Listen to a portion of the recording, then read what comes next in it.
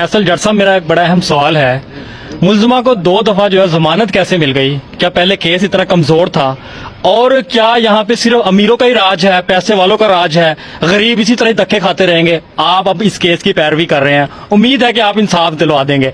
मुझे बताइएगा कि 2 दफा उस मुलजिमा को, सोमिया को जमानत कैसे मिल गई, और फिर पुलिस ने इतनी कमजोर FIR क्यों दर्ज की, और जो आपने FIR में दफात दर्ज करवाई है उन दफात से कितनी सजा हो सकती है, वो बताइएगा। जी देखें, जो पहले FIR थी वो बिल्कुल से एक बिल्कुल बोगस सी FIR थी। उसमें 506 और 342 की सजाएं, एक की 2 साल सजा है और एक की 1 साल सजा है। और पाकिस्तान के आइन में ये लिखा है कि 7 साल से कम सजाएं जो होंगी वो बेलेबल हैं। तो जिसकी 7 साल से सजा ऊपर है उसकी बेल नहीं होती, नॉन बेलेबल है। अब जो 324 है वो अटेम्प्ट टू मर्डर है जो ऐड की गई है, उसकी सजा 10 साल है, यानी इसमें बेल नहीं होती है।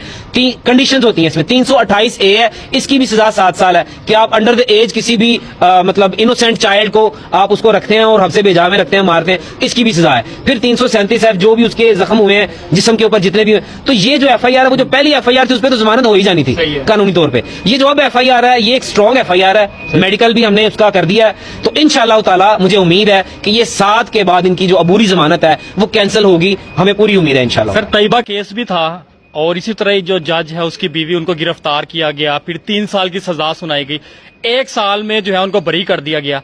क्या इस केस में भी क्या ऐसा ही होगा कि मीडिया पे बात होगी 10-15 दिन, फिर इस केस को दबा दिया जाएगा और मुल्जिमान जो है वो फिर बाहर फिर रहे होंगे?